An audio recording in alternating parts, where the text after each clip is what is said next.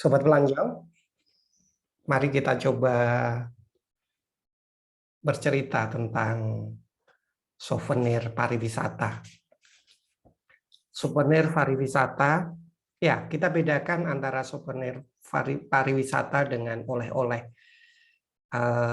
Saya melihatnya kalau konteks oleh-oleh lebih mengarah pada sesuatu yang dimakan. Sementara kalau souvenir ini memberi gambaran sebagai sesuatu yang dicari oleh para pelancong yang itu sifatnya adalah gift atau souvenir atau cenderamata atau kenang-kenangan yang itu non makanan. Secara sederhana souvenir ini sebenarnya dimungkinkan, ya ada beberapa kemungkinan. Jadi untuk si pelancong sendiri peruntukannya, atau untuk keluarga, atau untuk koleganya. Akan menjadi lebih menarik ketika seseorang sehabis bepergian berwisata tidak hanya sekedar membawa cerita, tetapi membawa souvenir pariwisata ini atau gift ini. Ada dua kemungkinan atau dua kelompok besar lah kategori souvenir ini. Yang pertama adalah souvenir-souvenir yang fungsinya untuk digunakan. Artinya punya fungsi utility gitu bagi seorang pembeli. Kaos misalnya dan seterusnya. Yang kedua adalah fungsi dipajang atau disimpan. Jadi mungkin untuk hiasan rumah, kemudian hiasan dinding dan seterusnya. Tentunya banyak hal gitu souvenir pariwisata ini. Kenapa souvenir pariwisata ini menjadi menarik? Karena orang tidak hanya what to see dan what to do saja di destinasi, tetapi harapannya adalah mereka what to buy. Apa yang dibeli? Yang salah satunya adalah souvenir ini.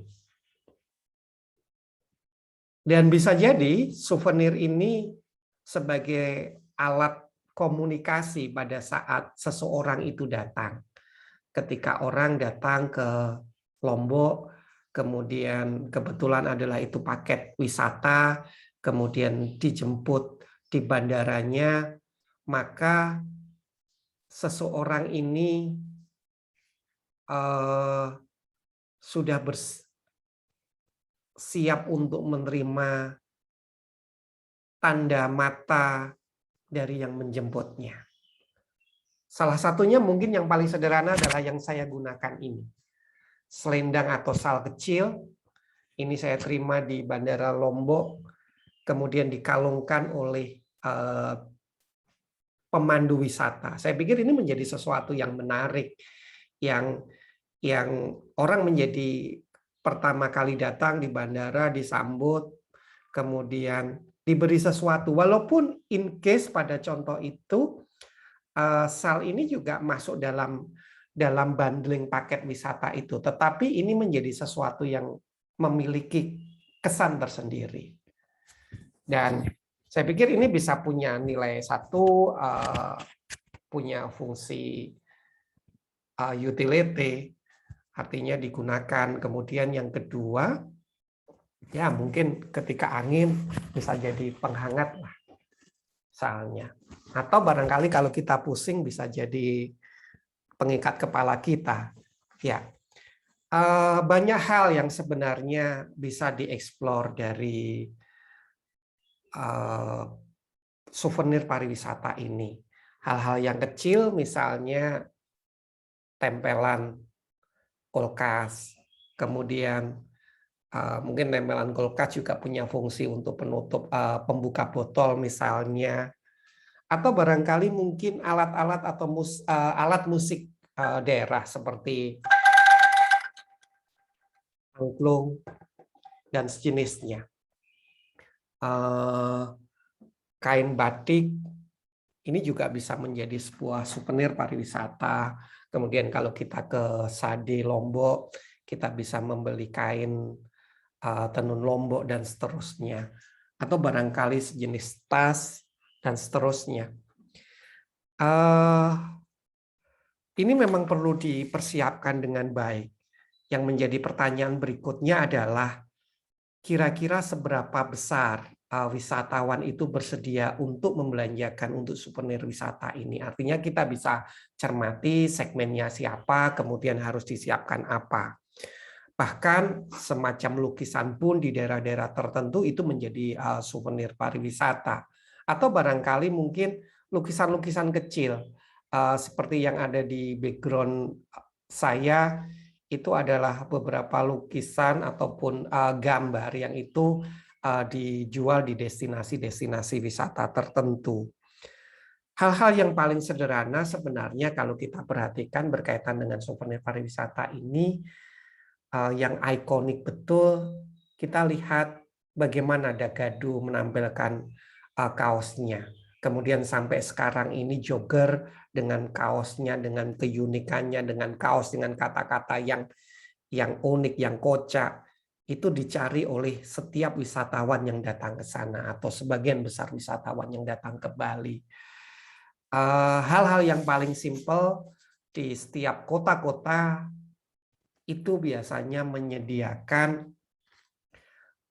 gantungan kunci, stiker, kemudian tempelan kulkas, t-shirt, kartu pos, dan sejenisnya. Yang di Jepang ini juga menjadi sebuah komoditi yang menarik gitu.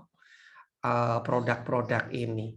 Bahkan sebenarnya kalau kita bersedia untuk memperdalam lagi berkaitan dengan souvenir pariwisata ini adalah bagaimana souvenir-souvenir itu semakin punya nilai fungsi di keseharian, yang artinya itu benar-benar bukan hanya sekedar dipajang, bukan hanya sekedar ditempel atau disimpan, tetapi memiliki nilai fungsi. Yang saya pikir ini sangat berkaitan erat dengan ekonomi kreatif. Bisa kria, bisa desain, dan ini kalau di dunia industri, itulah yang dinamakan dengan craftsmanship. Keahlian untuk mencipta sesuatu, dan itu dibutuhkan di destinasi wisata. Sebagai catatan akhirnya adalah bagaimana destinasi wisata itu menyediakan lokasi yang strategis, toko-toko souvenir pariwisata, dan mengenalkan kepada wisatawan. Jangan wisatawan hanya sekedar datang, kemudian berwisata, melancong, tetapi tidak ada suatu kenangan apapun. Dan yang kedua adalah keahlian craftsmanship tadi, yang itu didorong bagi UMKM, bagi anak-anak muda di sekitar destinasi untuk berkarya, mencipta produk-produk souvenir ini yang ikonik, yang unik, dan punya nilai jual. Selamat berwisata.